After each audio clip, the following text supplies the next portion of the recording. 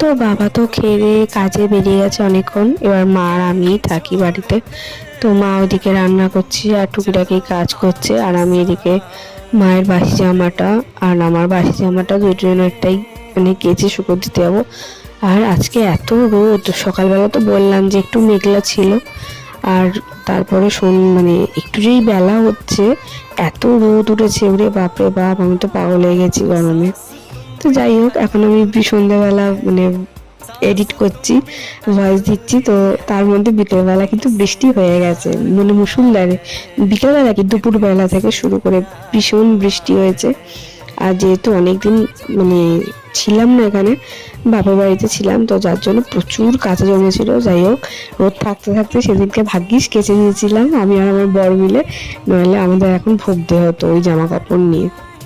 তো যাই হোক, তো বাবা তো খেয়ে চলে গেছে। তো